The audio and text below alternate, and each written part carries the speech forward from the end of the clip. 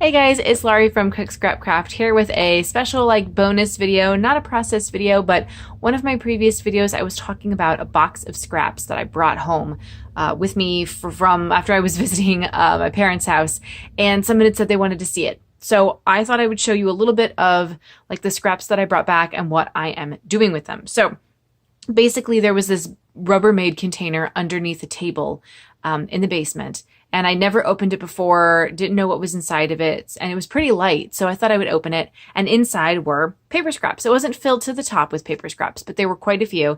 And if you don't know, my mom passed away in 2017. She was a scrapbooker too, and so I have inherited a lot of her stuff. So I thought, hey, these paper scraps, I should bring some back with me.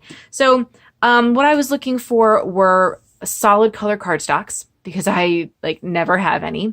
And I was also looking for pattern paper in patterns that I liked. And I didn't want small scraps, so I went for pieces that were pretty big, unless it was something that I really did like. If it was small, I would take it. So I found this cool scalloped piece, which I feel like, you could cut it in half. You could use this, put it on a background or something. I just bought some white cardstock. I'm so excited. So yeah, I really like the different shape of this. There was a full size piece of this snowflake paper I like that it's blue, because I actually have some doodlebug stuff that's blue, pink, and purple, and it's winter themed, so I can add this to that. Some Thanksgiving paper, full 12 by 12 sheet of that. It's from Die Cuts with the View. Pretty thin paper, but it has, just words on it: Thanksgiving, family, home, giving thanks.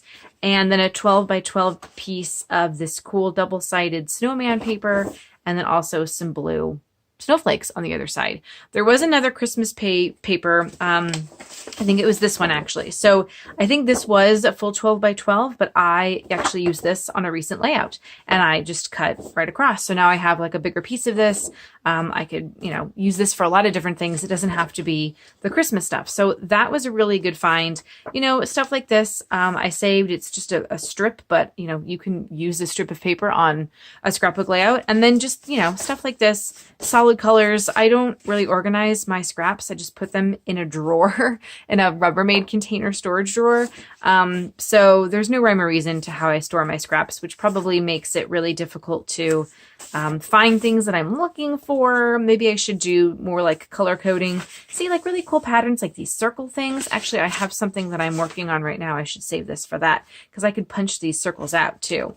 This kind of outdoorsy stuff with the moose and bears, lots of different colors of the solid cardstock.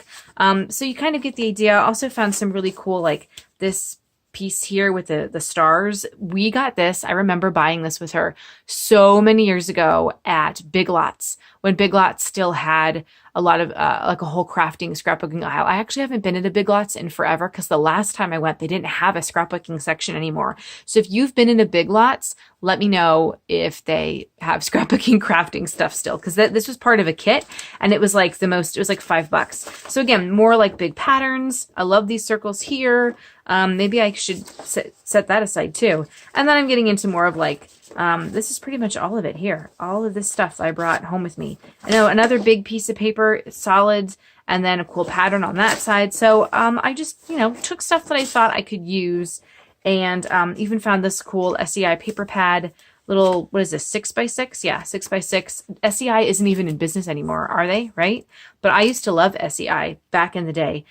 So there were a couple pieces of paper in there that I have used since. And what I'm doing is, this was something that was kind of inspired by a suggestion from one of the Paper Issues live scraps. So I've been, I think I've talked about this before in some previous videos. I have different sizes of circle punches. So I cut some of the smaller scrap papers into these circles. So now I have a whole stash of circles that I can use for whatever. I also have a small square paper punch. So I've been, using some of the scraps to just punch them into squares, so I can do mosaic things or quilting inspired things. And I've also been cutting them into 2x2 squares if I want a bigger size. And then these are 2x3, I guess, rectangles, because I have my Canon IV printer. So when I print a 2x3 photo, I could technically cut it down a little bit and do some photo matting with this. or, you know, use them for whatever. And then somebody else was saying in the paper issues group that they use their scraps and they just cut them down into like 4x6, 3x4, 3.5x5, you know, normal shapes. And so that's what I have also been doing. So if there's enough of the scrap paper, I can just cut it into a 4x6. I've used these for matting photos. And these are 3x4, so I could use these in like pocket pages, mat some photos, you know, whatever, lots of different ways to use these. Or if I'm like, hey, I really like this color, but I would rather it be a circle, or I would rather do something different with it, I can do that too. And they're all kind of organized in this little tray. Now these ovals, there were some pink ones as well that I'm using for another project. These were also part of my mom's scrapbook stash. So I can use these to mat photos, or I can punch them, cut them out, whatever. So that's what I've been doing with this stuff, just kind of going through looking for things that are small that can be cut down to size or punched to size, and then leaving the bigger pieces for something else, you know, adding larger pieces of paper to a 12x12 layout.